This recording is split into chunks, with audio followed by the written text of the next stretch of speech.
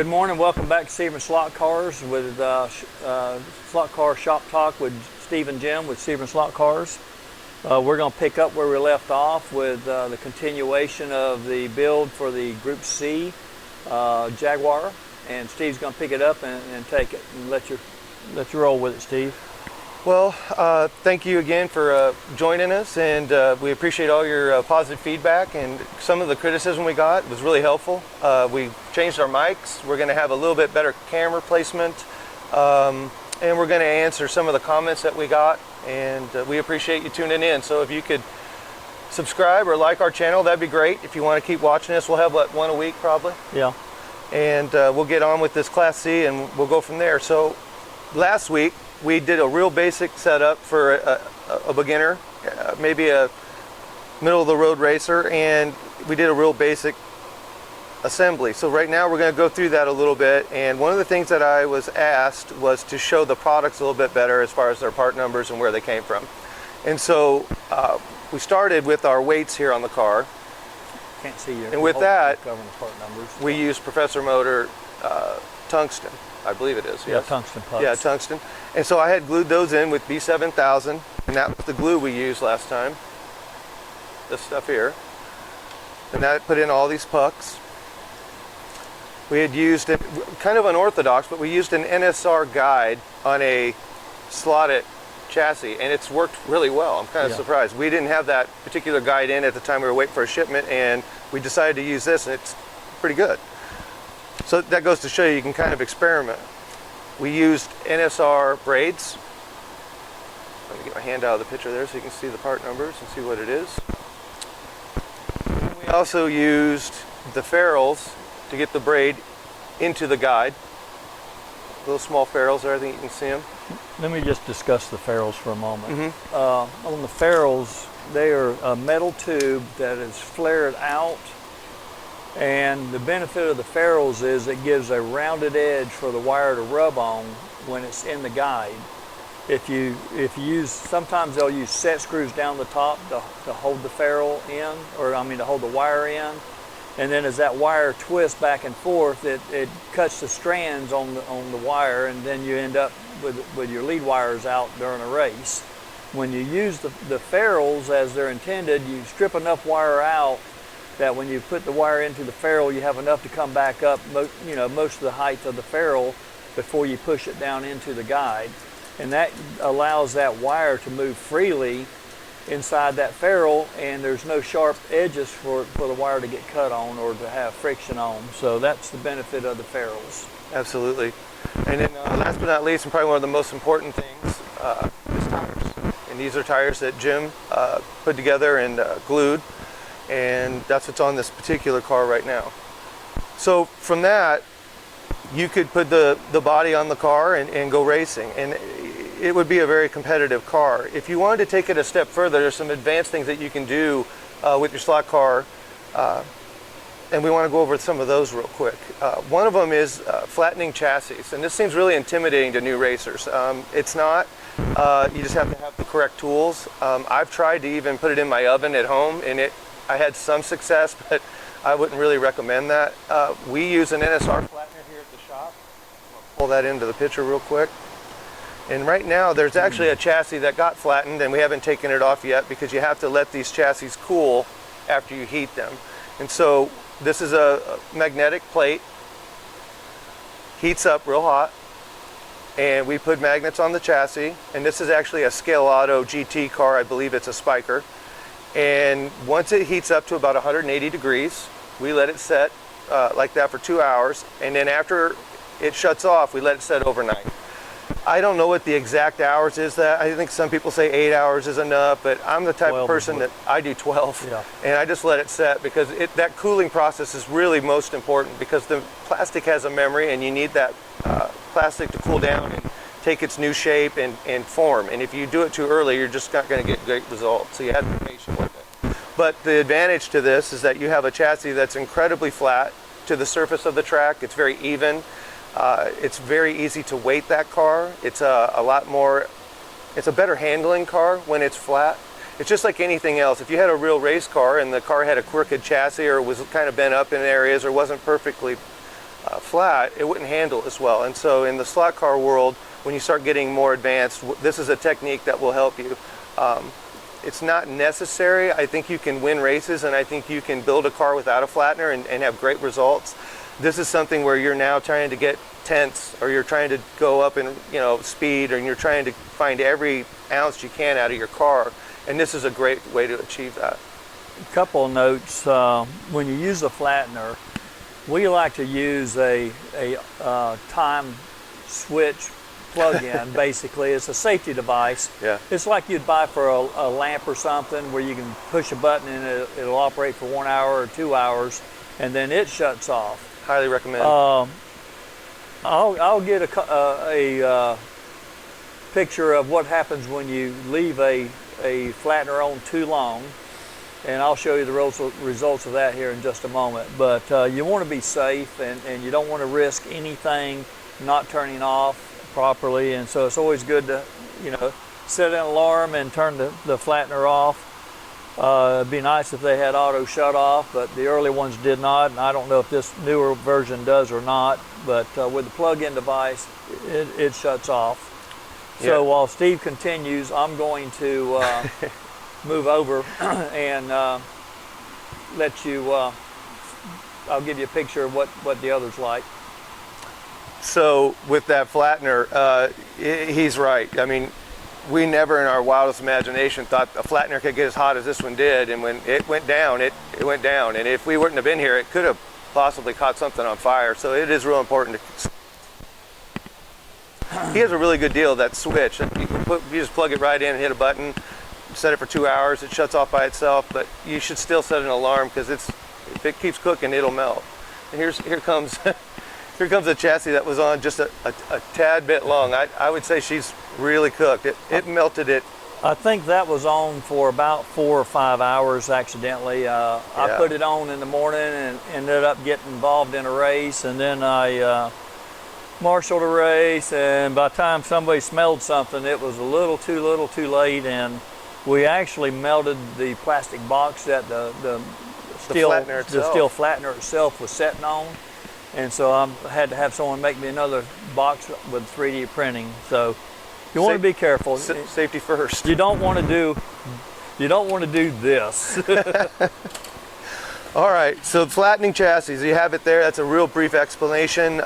We'll have another episode maybe going into that with some more detail and some things that you should do and what you shouldn't do again.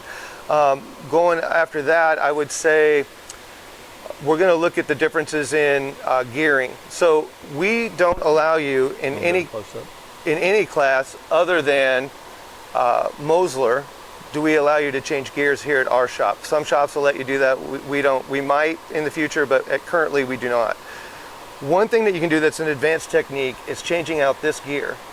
These inline gears are a one-piece setup, and they have good mesh when they come from the factory, but once you run them for a while and you work in these gears, the mesh will change. And what I mean by mesh is how these teeth engage. I don't know if you can see here, how these teeth engage with each other. There's play in it, and it should be just barely rocking back and forth and not overly tight and not overly loose. One of the things that happens when racing these is that once they break in, you can't adjust them. And when you can't adjust them, you start to lose time. And it can be up to 2 to 3 tenths a lap just because that gear mesh is incorrect. And so what a lot of guys do, sometimes right out of the gate, and sometimes they wait for this to wear out, but they'll run a modular gear. And here's another car that looks very similar but has a lot of differences. If you look at these two gears together, hopefully I can show this to you, they are different. And this one is a 2-piece that has a set screw where I can take the barrel off of here and shim the clearance on this spur gear. So as this car wears in, I can add a shim or whatever I need to do to make the mesh correct, and keeps it fast all the time. Also, this is a lighter setup. If you weigh these two, I wish I would have done that before this, but there's a difference between them. And if you have gyroscopic mass, or rotating weight is a more simple way to put it, the lighter the better. So if this is easier to turn, it'll be faster. If I can keep this mesh tighter, it's going to be faster. And so I would advise anybody that's getting into it, if you're allowed by your rules, to go to a modular setup, because I think all gear mesh needs to be somewhat adjustable. Factory, it's not. And again, we didn't change our ratio of teeth. These are exactly stock, pinion and spur. It's just that we have an ability to change the mesh and keep it accurate, and it's a lighter setup, which makes it faster. So that's something you can do to a Class C car or any inline slotted car to make it better. Hopefully that helps you with that. What else do we have? Oh, we mentioned screws and the importance of screws and how it can change the car quite a bit. And if you look in the close-up here, you'll see the stock screws in this car are basically just Phillips heads. They're kind of short, they wear out, and eventually they're going to come out. And once they do, then somebody typically will go ahead and buy a better set of screws. So with my car, the one I had out just a minute ago showing you gears, let's see if I can show you. Oh, I left a note on mine. Hang on a minute. It says to lower it 1 shim in the front, which basically means my car was too high last time I raced it. All right, going back here. If you look at these two cars, here, let me take that note away where you don't have to worry about that.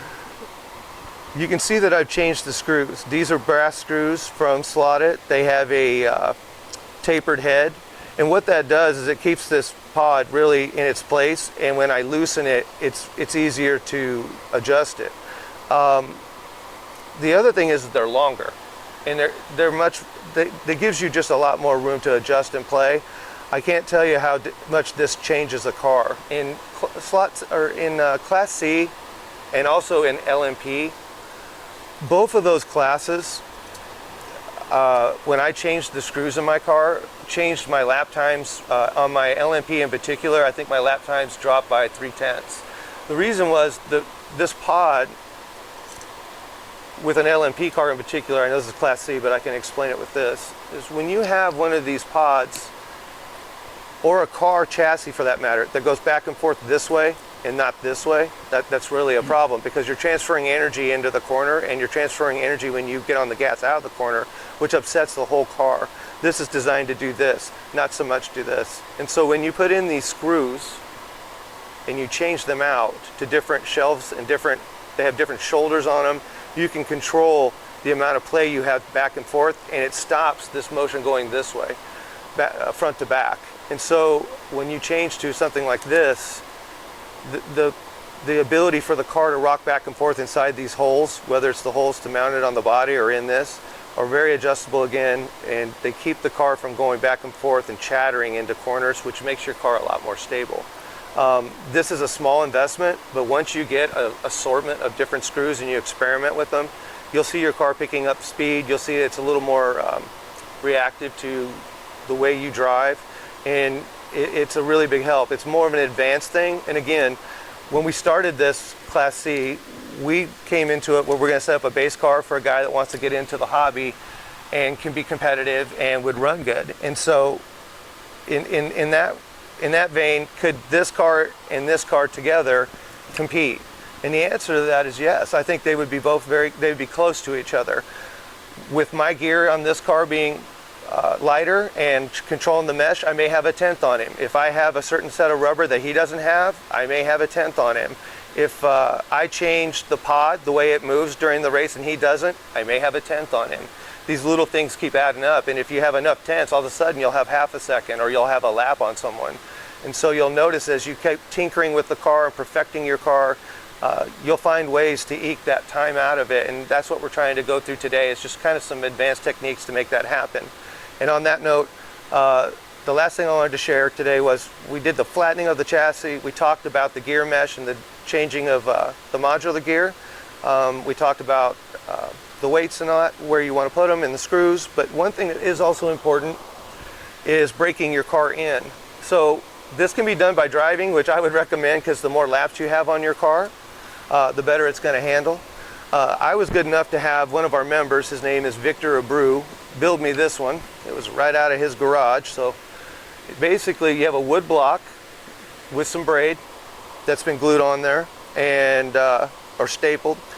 You put a couple wires coming up here with some spades, and then came down and put them on screws. And so I connect this to any type of power source. We sell really primitive ones where you just turn a dial up to 4 or 5 volts and let the car run. I've seen some of these guys that make these that are just works of art. Mine's kind of a junkyard dog, but she does the trick, and I'm not that picky, but there's something that we'll talk about later on down the road is that a power supply is kind of important to your slot car world, especially when it comes to breaking in cars. So to show you what this would be all about, I would plug in a 5 volts with some alligator clips here, and I'd bring the car over, and I would set it up on something, not this obviously, and I would let this run. I've seen guys run cars for 4 hours. I've seen guys break a car in for 12 hours. I've seen guys put motors in water for 2 minutes. And I've seen all kinds of different theories, but the one that I use that seems tried and true and it doesn't ever blow up any motors or hurt anything is this.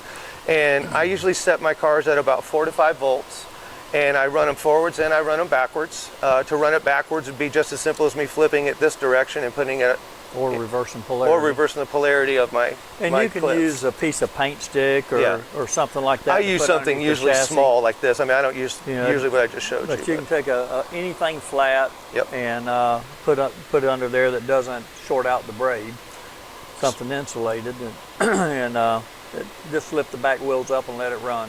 So what's interesting is people then ask me, and I'm going to kind of cut everybody off at the chase. They're going to say, well, how do you know? How do you know that it's broken in? Jim's probably going to be a little bit better at explaining that part, but I want to grab a tool here while he's doing that, and then I'll show you how we do it. Well, your brushes normally come rectangular, and they're 132 brushes tend to be a lot harder than 124 brushes, and so cutting them in usually takes more cutting, but the armature is round and the brush is flat. Let me see if I can, like this. So the brush is like that, and so what you want to do is you want to get that armature to cut into that brush where the brush actually cups the armature. And it takes a good while to do that, but once that brush is cupped on that armature, you're going to get the full capacity of that motor through that brush at that point. And it'll have kind of like an arch, like he's saying. It'll kind of cup around the armature. And so how you use that, or how you view that, and there's a lot of different devices out there that does what I'm getting ready to show you. But what this is, get this on camera, I hope. It's for, believe it or not, it's for earwax removal. And you can see inside your ear, and what's cool about this is that, if I can get this on camera. We sell these in the shop. You can buy them on Amazon. Steve's going to hook it up to his phone, and we're going to put the phone in front of one of the cameras and let you see what it'll do. So this guy will go wireless to your phone, whether you have a iPhone or Samsung or whatever you use, and you can actually see inside the motor and see what's going on and see if that cupping has occurred or how much wear or how much braking is achieved. And people, I don't know if there's a real good timeline on how often. I typically check about every 2 hours. You know, when I'm breaking in a motor at 4 or 5 volts, you're not going to hurt it for it running 2 hours. So I'll check and just see what it looks like. I typically run total probably 6 hours if I'm breaking a car in. Now, one thing that I do is I'll start out with low voltage, whatever, 3-4 volts, and I'll run at 30 minutes to an hour there, and then I'll bump it up to around 6 volts. And run it for another 30 minutes or an hour, and then I may take it up to 7 or 8 volts and finish it off there just to expedite the process. All right, so let me here real quick see if I can get hooked up to this. And I'm going to, right there is your brush, and the commutator is the part that looks a little copper colored that the brush rides on. And you can see that brush is about 2/3 broke in. It's not 100% yet, and you can tell by the amount of brush there that it's got a long life ahead of it. This thing's barely broke in. And let me see if I can get another one and maybe find one that is different. Motors are easier to see than others. Okay, on this one you can see that there's a brush on each side of the commutator, and you can see on the top left part of the picture that it's cupped, and it's cupped across the commutator, not covering the commutator. And they do that on the new motors so that the new motors don't get hot when you're breaking them in, and so it wears that cup down, and then it actually cups at 90 degrees the other way on that commutator. And so that's what you're looking for. Is you're looking at that cup part. When when that brush is lifted up off the commutator, that means you got a ways to go to have that broke in. Yeah. So that's kind of what we're looking for on whether a motor's broke in or not. And some of the motors are sealed, you can't see in them. Others are readily available where you can get a look at them and you can determine where you are with it. But right there at the very top of that picture is what you're looking for. I don't know why I'm having light problems, but that's it at the top of the screen. So anyway, we're going to get off of that and move to the next topic. Alrighty. So I think we're about closing in on the end of our Class C discussion. I think that the only other thing I would maybe talk about that we haven't is the front tires. Again, this goes back to kind of your club rules and what they allow and what they don't allow. Here we can change out the rubber on the fronts, and we can even change out the front wheels as long as they're the right circumference and whatnot. And then we use zero grips for rubber, and they in the front, I'm sorry, so that you just have a thinner slide wall. You have a little bit more adjustment there. They're not gripping and grabbing the track as much as a conventional rubber thick tire. So I think that is another kind of pro tip. Like if you're wanting to, do something that's going to help improve your car, I think your front tires is really kind of important. And again, some people would kind of giggle at this because their tires never ever touch.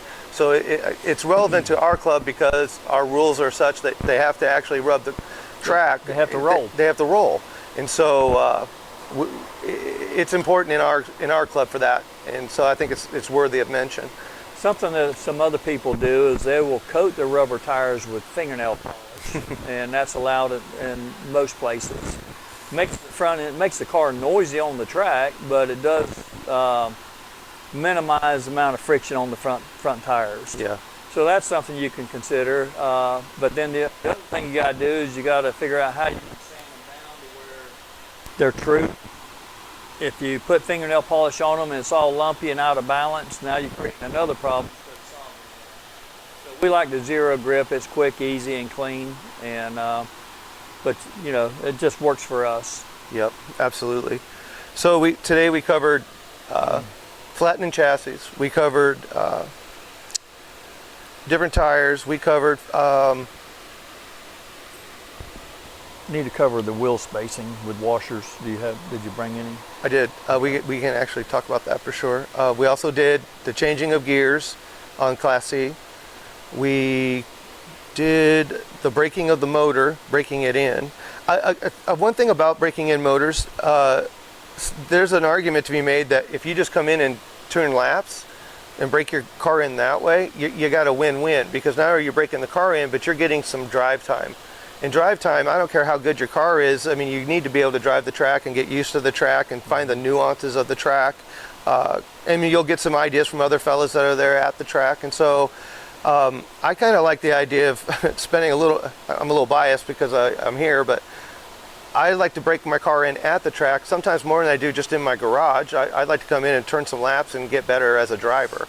So I think there's something to be said about doing a little more drive time than just sitting around watching your car run on a table.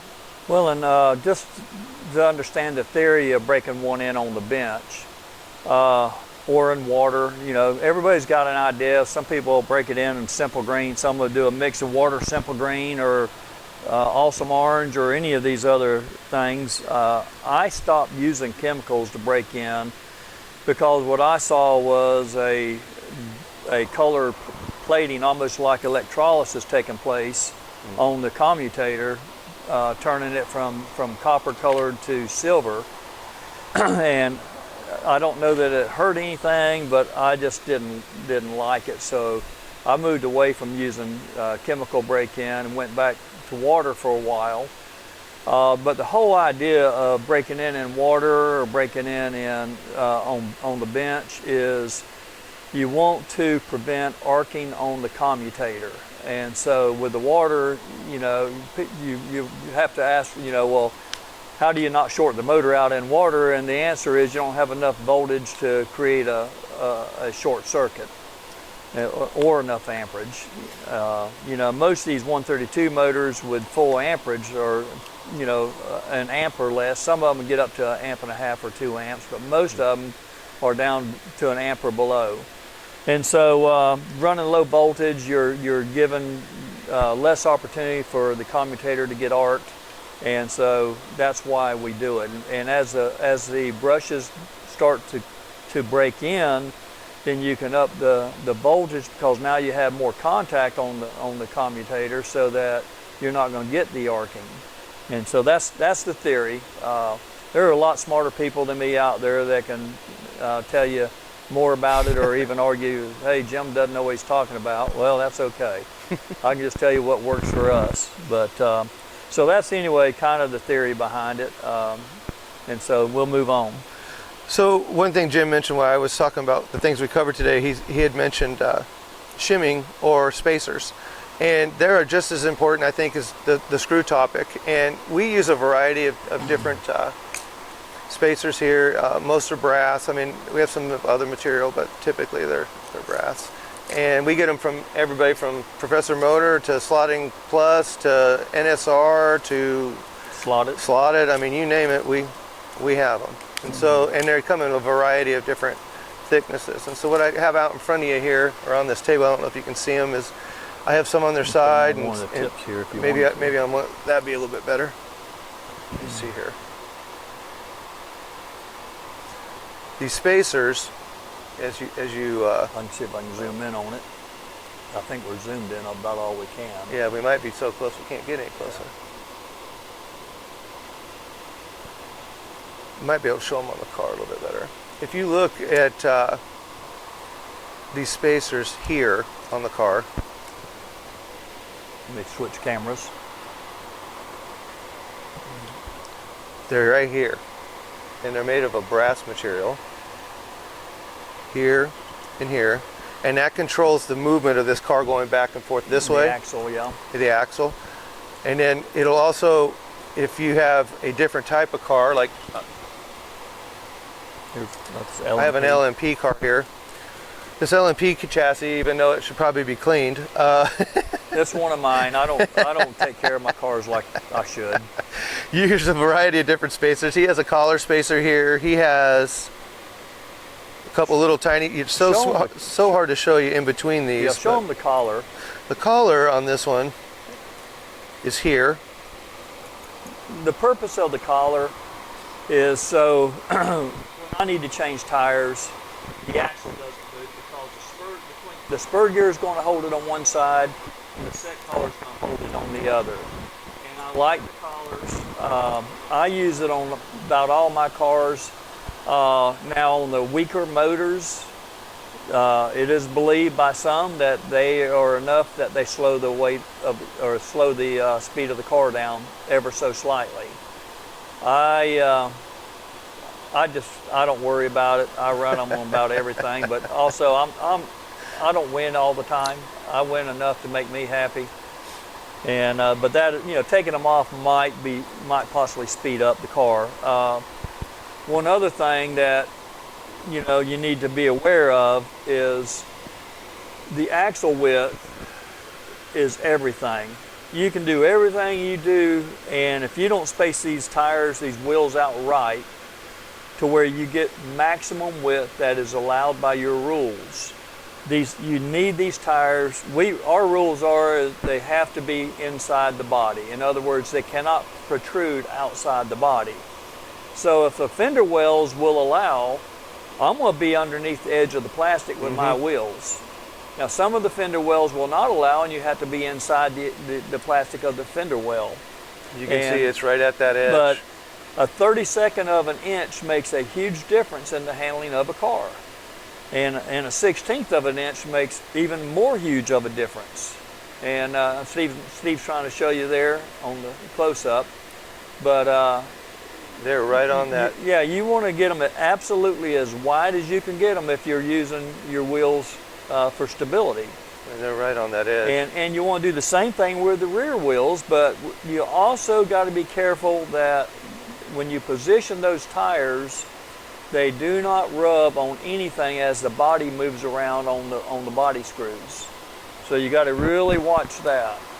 And your body needs, like we talked about, I think in the last episode, this body float, this movement is very crucial in your setup. Again, I can't tell you how many times a guy's car is really set up correctly, but they put the body on so tight that it just, it defeated the whole car and it wouldn't turn and it kept flipping over on its top. And so you have to make sure that when you tighten your, again, this is why the longer screws are kind of important here with the shoulder on them and whatnot. And when he's talking about a shoulder, he's talking about the bare spot where there's no threads. The body of the screw, kind of, so to speak. And so that shoulder, having that play in there, that amount that you can move, creates this. It makes it so that you don't have to clamshell the car together for it to stay on the car. So you want, I don't want to say an overly loose, but you want that body to move and float around, or it's going to be too tight and your car's going to, all the stuff that we worked on and all the things we talked about today, they won't amount to hill beans if that body's too tight. I always check mine because I want to see some lift. You know, when I wiggle it and the screws are in it, I want to be able to know that I can lift it up a little bit. It doesn't take much, you know, but I check mine by rocking it side to side, and I check it by lifting up on the back end and lifting up on the front end. And that tells me if I got the amount of play I want. When you're a novice driver, the first thing you see when you pick up another guy's car that's been raced for a long time, you almost feel like it's going to fall off. Like if you're marshalling, you'll pick it up and think, wow, how's that hanging on there? But it's really important to have body float, and we could spend a whole episode probably on body float, honestly. When you first get started and you see some of these guys running with their body so loose, when they go around a curve, sometimes it looks like the car's about to turn over, and it's not. It's just the body rotating to where it bottoms out on the opposite side of the chassis. But you know, when you're new and you don't really know what's going on, you're wondering, man, what's wrong with that guy's car? And then you notice something with the LMP car that I had out a minute ago. He has lead on his, and his are in sheets. They're strips here. Okay, and what's always important is whether you're using sheets, whether you use clay in the front, there's a tungsten putty. If you look at this one in particular, you know, that's a different way of doing it, but what's always important is that body, these particular weights, no matter what style you use, they cannot interfere with the car's ability to lay on top of the chassis flat, okay? And you don't want them to interfere with the rotation of the body. So when they come, show the curves underneath the body that can come into play. Yeah, if you look at that right here, look at your these curves here, they come in on the chassis. And if there's a weight right here in the way of this will now hang up. It'll interfere with your body float, and it'll lock it solid, and then all of a sudden the car will be ill handling. So I think that's something we didn't really cover, is that no matter where you experiment with your weights on your car, you need to make sure that there's none of these pieces, no inner pieces that are going to interfere with the process. And so regardless whether you use pucks, whether you use lead, just make sure that there's nothing interfering with the movement of the guide flag, the movement of the wires, and the body. If you interfere with any of those things, it's a problem. That's another thing with wide tires. Some guys get a little carried away with wanting to get a big footprint, and it's important to be as wide as you possibly can within the rules. But if you happen to hang out a little too far and the body comes together and touches that rear tire, the rear of the car, the rear fender will actually get in contact with this tire because it's out too far, and it'll slow the car down. When it goes to a corner, they'll actually touch and they'll rub. We experienced that yesterday. One of our guys was complaining that his LMP wasn't as fast as one of his other cars, and wanted to know what was going on. So I said, well, let me drive it. Well, it went through the straightaway fine, it went through the bank fine on the orange track, and it went through the first corner okay because I was braking. Excuse me. And when it got into the donut, it slowed down. I stopped it with it on the donut and said, there's your problem. He said, what? And I said, you got something rubbing on the tires. And so we pulled the car off, we looked at it, and that particular body, it had more play on one side than it did on the other. And now what made that, and I'm talking forward to back, and so when it loaded, then the left side, I believe it was, rubbed on the body. And so we fixed that, and now the car's fast again. But you got to really watch for those things to, interfere with the performance of the car. I also had somebody do just the opposite. They had the tire too far in, and it was actually rubbing on the pinion gear. And so the car was really fast, but all of a sudden it slowed up when it got into a corner somewhere where it pushed that tire over even more. And so you got to make sure you have clearance at all times. On the Jag, show them that back piece. This here, if you get into an accident, let's see if I can get this on camera. If you get into an accident with this particular piece and it breaks, and you try to glue it on, if you're even just, what, a mil? Anything. I mean, just a fraction, one way or the other, it'll rub into the spur gear. Yeah. Which is right, if you look at this. Even a new car without any glue may rub on the spur gear, and you have to check it when you put your car together. If you look at this, how this is assembled, it goes right next to that spur gear when you sandwich it down. It's just right back there. So it's close.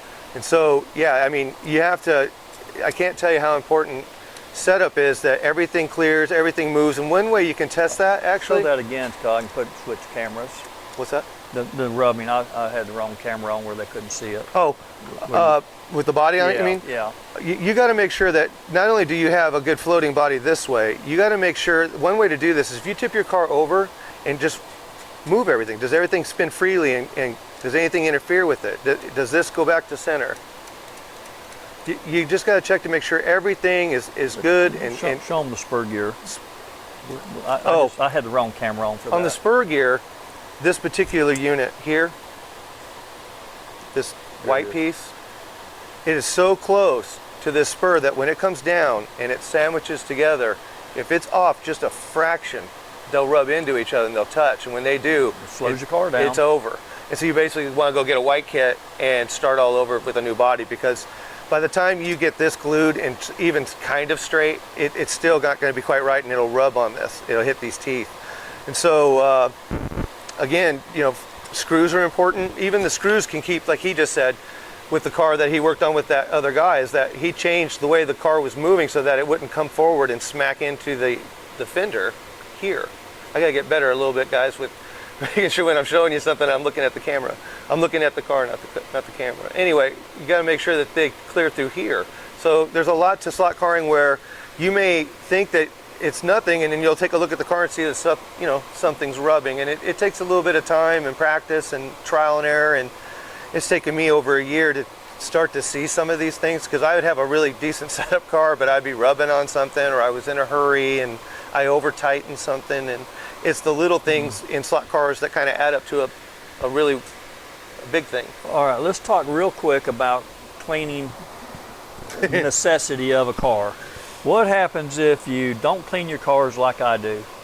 Boy, I don't even know where to We start. don't need to go to that extreme. I don't know if we need to go that crazy. How about if you don't clean your cars regularly, what can happen?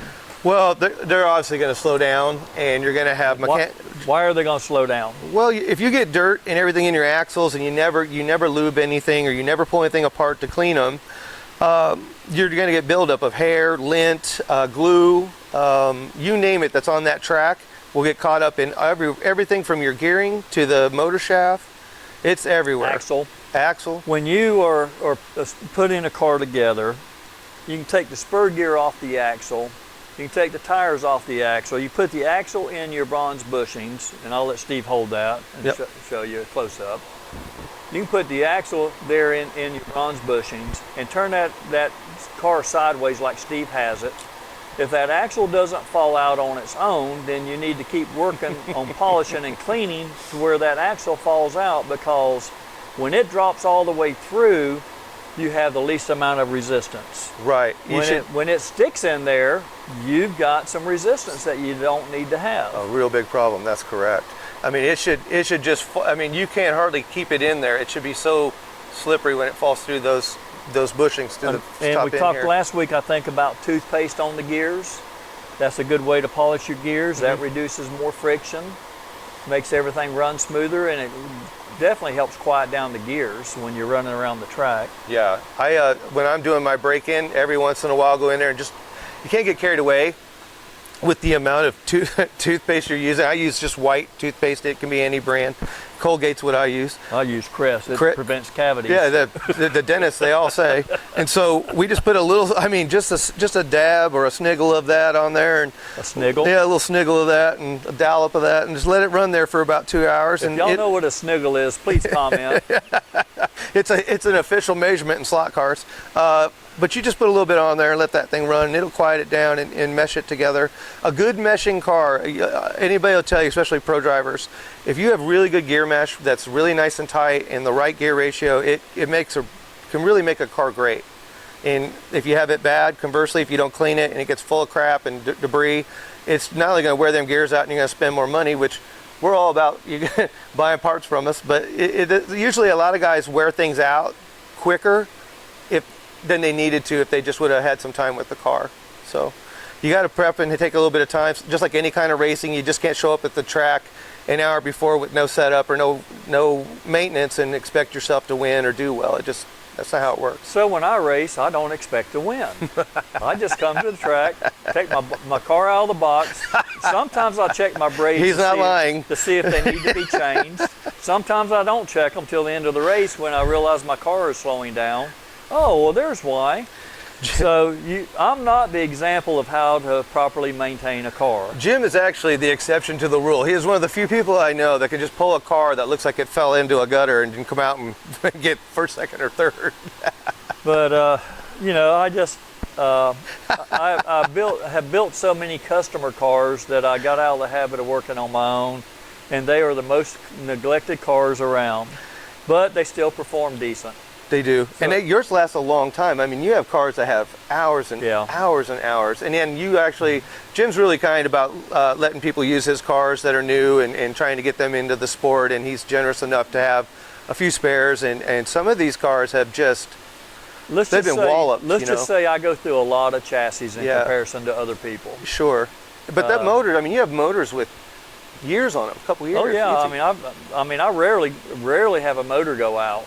And they just, take a licking. I do oil usually once before a race, and that's it.